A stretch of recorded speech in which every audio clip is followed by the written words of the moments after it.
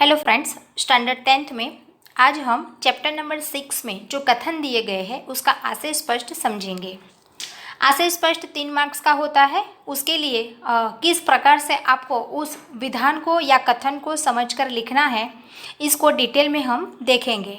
Chapter number 6 में कालिदास का प्राणी प्रेम में आपने देखा था कि कालिदास खुद अपनी जान पर खेलकर उस हरिण शावक को बचाता है और किस प्रकार वो अपने अधिकार के लिए लड़ता है। और सामने जो शिकार करने वाला व्यक्ति था वो भी एक राजपुरुष था और नहीं जानता था कि कालिदास कौन है, और सिर्फ नाम से जानता था कि कालिदास कवि है, लेकिन यही कालिदास है ये न जानकर उनके साथ बहुत सारी बहस करता है और अपने शिकार किए हुए हरिण शावक को वापस मांगता है।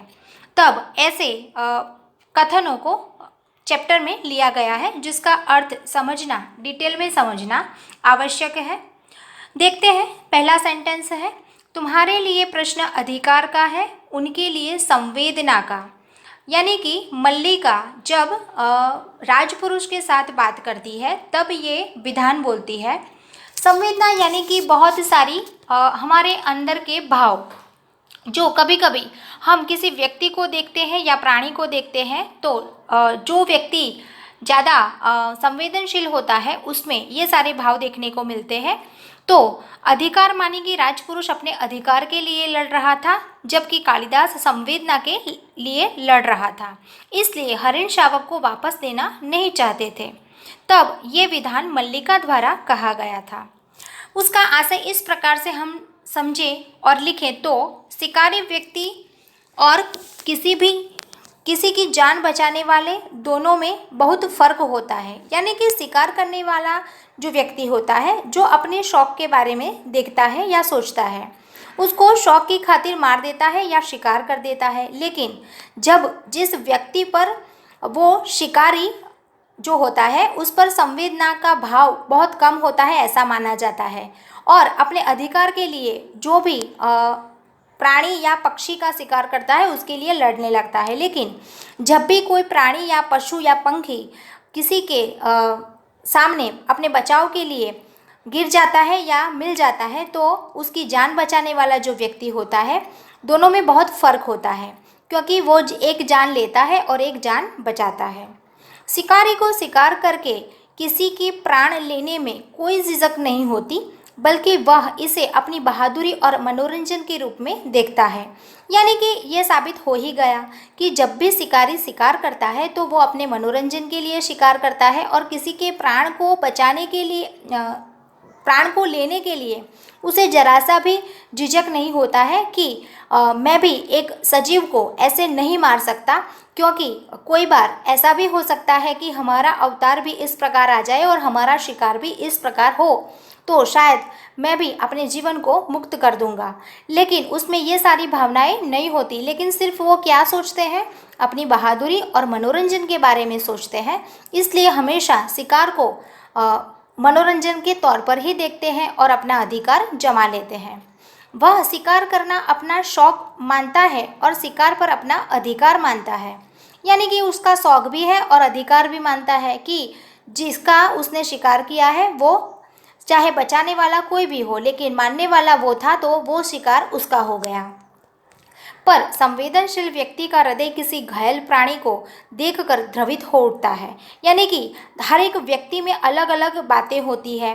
कोई ज़्यादा क्रोध वाला होता है, कोई ज़्यादा बहुत ही सुंदर स्वभाव वाला होता है, कोई संवेदनशील होता है। वैसे ही यहाँ कालिदास का स्वभाव संवेदनशील है, जो उनका हृदय किसी घायल प्राणी को देखकर द्रवित यानी कि बहुत दुखी हो चुका है और उसको बचाने के कोई भी प्रयत्न करने के लिए वो तैयार है।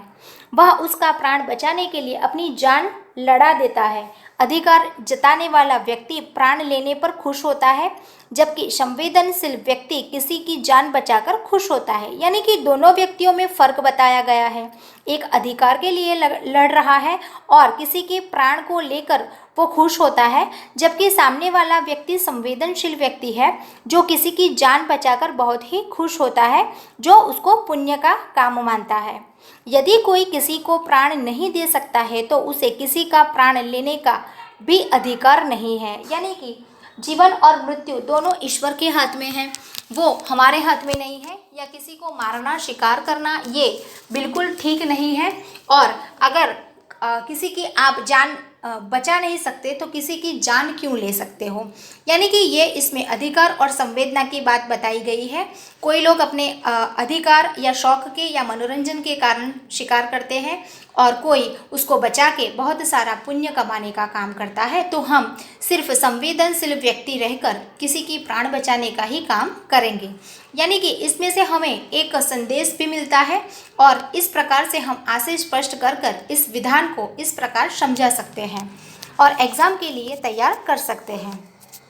दूसरा विधान है, यह हरिण शावक पावर्त्य भूमि की संपत्ति है। राजपुरुष और इसी पावर्त्य भूमि के निवासी हम इसके सजातीय हैं। यानी कि ये भूमि की संपत्ति क्यों है? क्योंकि सजीव और निर्जीव दोनों चीज़ें जो होती है, निर्जीव तो जबकि मानव निर्मित होती है, लेकिन कुदरत से बनाई हुई जो सजीव चीज़ें हैं वो भूमि की संपत्ति मानी जाती है। जबकि राजपुरुष इस भूमि के निवासी को इसकी सजाती है वो नहीं समझते हैं। यानी कि कालिदास जब राजपुरुष के साथ बात कर रहा है तब ये विधान या कथन कहा गया है।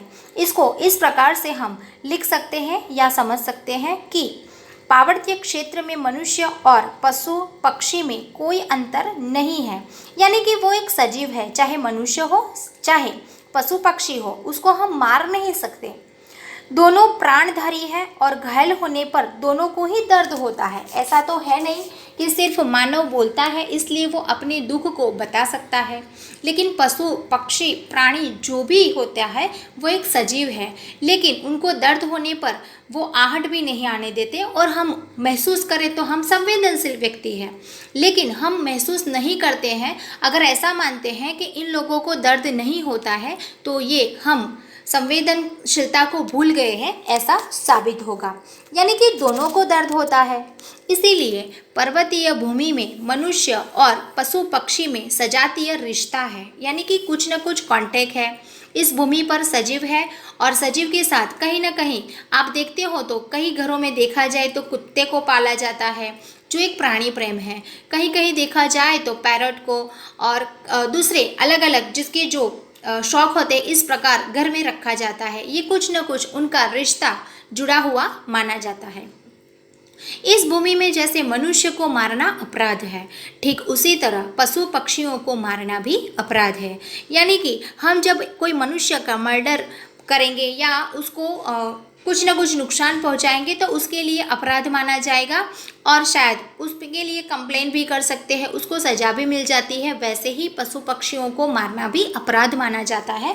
उसके लिए भी आपको मालूम हो तो कोई भी हीरो एक्टर या कोई भी व्यक्ति जिसके पास लाइसेंस होता है वो शिकार करने के लिए नहीं दिया जाता, लेकिन खुद शौक के लिए रखते हैं, लेकिन कभी कभी शिकार कर लेते हैं तो उसके लिए भी उनको सज़ा मिल सकती है। यानी कि अपराध माना जाएगा, क्योंकि वो भी एक सजीव है, उसमें भी प्राण है, उन्हें भी दर्द होता है। इस क्षेत्र में कोई व्यक्ति किसी पशु का शिकार कर उसे अपनी संपत्ति जताना चाहे तो यहाँ के निवासियों को यह कदापि बर्दाश्त नहीं होता। यानी कि अब अलग अलग व्यक्ति होते हैं, निवासी माने कि ज़मीन पर या भूमि पर रहने वाले व्यक्ति को ये बर्दाश्त नहीं होता, क्योंकि कभी कभी कोई व्यक्ति ऐसा मानता है कि ये पशु का शिकार करना मेरी संपत्ति है, लेकिन सामने जो संवेदनशील व्यक्ति होते हैं वो शायद उनका शिकार नहीं करने देते और बर्दाश्त भी नहीं करते, क्योंकि हकीकत में ये अपराध ही है। इसलिए अपराध करने से बचाना भी चाहते हैं और संवेदनशील भी बनाना चाहते हैं। इसीलिए कालिदास राजपुरुष दंतुल से यह वाक्य कहता है, पावर्त्य भूमि के पशु पक्षी की जान बचाने के लिए हर क्षेत्र के लोग अपनी जान लड़ा देते हैं, क्योंकि वे इन्हें अपने से अलग नहीं मानते। यानी कि जो संवेदनशील व्यक्ति होते हैं कोई भी कीमत पर उनकी जान बचाते हैं, क्योंकि वो मानते हैं कि ये भी एक सजीव है, अपने से अलग नहीं है। और एक कोई क्षेत्र में तो कोई व्यक्ति ऐसे होते हैं जो शिकार करने ही नहीं देते। इसलिए हमें भी जीवन में ये बात याद रखनी चाहिए कि पशु पक्षी पंखी जो भी है वो भी एक सजीव है, वो भी मानव की तरह उसको भी दर्द होता है, इसलिए कभी भी उसको मारना या उसको उसका शिकार नहीं करना चाहिए। अगर कोई व्यक्ति करता है तो उसको रोकना चाहिए।